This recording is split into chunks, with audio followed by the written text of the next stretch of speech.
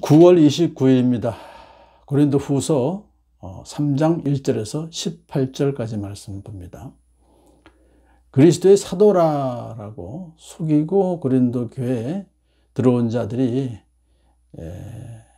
바울의 그 권위, 특히 사도의 권위에 대해서 비난하면서 실추시키고 있었습니다. 문제를 잠깐 야기시켰어요. 그들의 그러한 그 공격에 대해서 오늘 바울이 이제 방어하는 그런 이야기입니다. 첫 번째로 그들이 바울의 권위를 실추시키기 위해서 바울에게는 추천장이 없다, 그렇게 얘기했어요. 그래서 자기들은 예루살렘의 지도자들로부터 추천장을 받아가지고 왔는데, 근데 반해서 바울은 아무런 추천장이 없기 때문에 자격이 없는 자다, 그렇게 말해요. 그래서 여기에 대해서 바울이 어떻게 방어합니까? 나는 그래 추천장이 없다. 하지만 고린도 교회 성도들이야말로 우리를 추천하여 주는 추천장이다. 성도 자체가 추천장이다, 그렇게 말해요. 왜냐하면 그들은 바울이 전한 복음을 듣고 회개해서 예수님 믿고 구원받아서 성도가 되었기 때문에 그들이야말로 추천장이다, 그렇게 말해요. 그들을 보면 자연히 바울이 사도임을 알 수가 있는 것이다. 더 나아가서 바울은 고린도 교회 교인들은 그리스도께서 쓰신 추천장이다, 그렇게 말해요. 그러니까 그리스도께서 쓰신 거 직접 쓰신 게 아니라 그것을 작성하는데 바울이 봉사했다, 그렇게 이제 얘기를 하죠. 그러면서 바울을 공격하는 사람들은 사람이 쓴 추천을 갖고 왔지만은 바울은 사람이 아닌 그리스도께서 추천하는 자다라고 주장을 합니다. 또한 바울의 추천장은 잉크로 쓴 것이 아니라 성령으로 쓴 것이요, 돌판에 쓴 것이 아니라 가슴판에 쓴 것이다, 이렇게 또한 주장합니다. 왜냐하면 바울을 공격하는 자들은 잉크로 쓴 추천장, 문서로 된 거, 그걸 갖고 있습니다만은 그것은 율법을 지켜야만 구원받는다, 그렇게 가르치고 있어요, 그들이. 그렇지만 바울은 예수님의 복음을 전하기 때문에 성령으로 쓴 추천장을 가지고 많은 사람을 구원하고 있다, 이걸 말하는 것이죠.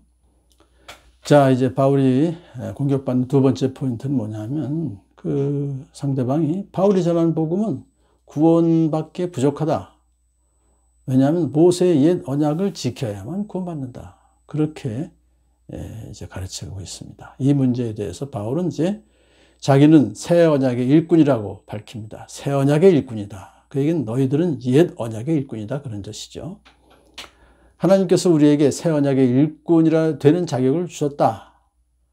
그러면서 새 언약이 옛 언약보다 무엇이 나은지를 설명해 줍니다. 새 언약은 첫 번째로 문자로 된 것이 아니라 영으로 된 것이다. 옛 언약은 시내산에서 모세에게 주셨던 율법을 말하는데요, 그때 율법을 돌판에다가 문자로 새겨서 주셨죠. 그렇지만 새 언약은 율법을 돌판에다가 문자로 새긴 것이 아니라 언약 백성의 가슴 속에 넣어주고 마음판에 새겨서 기록해 주셨다, 그렇게 말해요.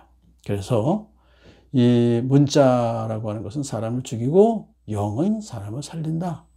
그러니까 돌판에 기록된, 문자로 기록된 그 율법은 지킬 수가 없어요. 근데 지킬 수 없는 사람 아무도 없어요. 지킬 수 있는 사람이. 거기에 대한 대안이 없습니다. 하지만은 마음판에 새겨 기록한 새 언약은 사람을 구원할 수 있는 길을, 예수 그리스도를 통해서 구원받는 길을 열어준 거예요.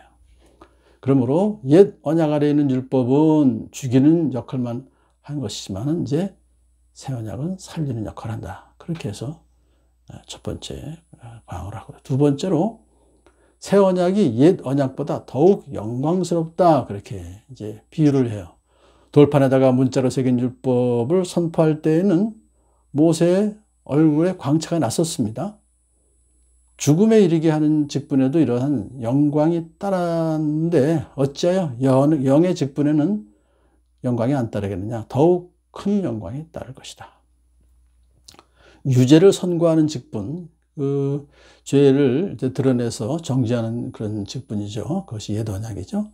거기에도 영광이 있었는데 의를 베푸는 직분, 이제 예수 믿고 의롭다함을 받게 되는 그 직분은 더욱더 영광이 넘칠 것이다. 잠시 있다가 사라져 버릴 것, 그것도 생길 때에 영광을 입었죠. 모세의 얼굴에 영광이 있었잖아요. 근데 길이 남을 것은 더욱 영광 속에 있을 것이다. 복음은 영원하기 때문에, 예수님 복음은. 자, 이렇게 세 가지의 그 더 우월한 점을 영광스러울 것이다 하는 점을 이제 이렇게 얘기하면서 나는 이런 소망을 갖고 있기 때문에 대담하게 처신할 수 있다. 이렇게 말해요. 자, 바울은 옛 언약보다 새 언약이 얼마나 더 영광스러우며 얼마나 더 우월한지를 알고 있었기 때문에 하나님께서 약속하신 그 언약은 반드시 이루어질 것을 소망하고 있던 것입니다. 자, 이제 마지막으로 오늘까지도 그들은 모세의 글을 읽을 때 그 마음에 너울이 덮여 있습니다 라고 하면서 너울 이야기를 해요. 수건이라고도 번역되어 있어요. 그것은 출애굽기 34장에서 모세가 자기 얼굴에 너울을 썼다는 기록이 있죠. 그것은 왜 썼냐 하면은 하나님의 일시적인 영광을 백성들이 보지 못하게 하기 위한 것이다. 그런데 이스라엘 백성들은 모세가 왜 너울을 썼는지를 알지 못했어요. 그 너울은 모세의 얼굴을 가리우는 것이 아니라 오히려 백성들의 마음을 덮어버렸다. 그렇게 이걸 이해합니다. 그래서 이스라엘 백성들은 진리로부터 멀어지게 되었었는데, 이와 마찬가지로 바울을 공격하는 그러한 그 유대주의자들이라고 볼 수 있습니다. 그들이 또 마음의 진리를 보지 못하게 하는 너울이 덮여 있기 때문에 하나님의 뜻에서 더욱더 멀어지고 있다. 그렇게 비유로 말해요. 그러나 사람이 주님께로 돌아오면 그 너울은 벗겨집니다.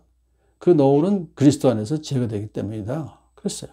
그러니까 예수님을 믿으면 그 너울은 벗겨질 것입니다. 구약에 예언되었던 그 메시아가 바로 예수님이시다 하는 것을 믿게 될 때 비로소 너울이 벗겨진다는 것입니다. 율법의 속박으로부터 벗어난 참된 자유와 평안을 얻을 수 있는 길은 예수 그리스도께로 돌아서는 길이다 하는 것을 강조합니다. 자, 그렇게 하면은 너울이 벗겨진다는 얘기는 무슨 얘기냐 하면요, 영적 무지와 오해와 불신앙으로부터 벗어나게 되는 것이다. 이렇게 이제 잘 설명해 주고 나서 주님은 살리는 영이십니다. 주님의 영이 계신 곳에는 자유가 있습니다. 라고 하면서 자기는 지금 자유를 누리고 있습니다. 또한 영광을 바라봅니다.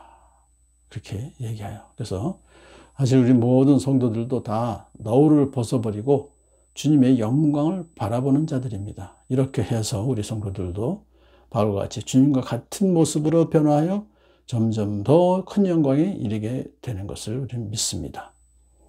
그런데 이 모든 것은 영이신 주님께서 하시는 일이지 우리의 행위나 우리의 공로로 이루어지는 것은 아닙니다. 이것이 복음의 핵심입니다. 오늘 이 말씀을 통해서 더욱더 예수님을 깊게 더 믿고 의지하면서 나아가는 여러분들을 축복합니다.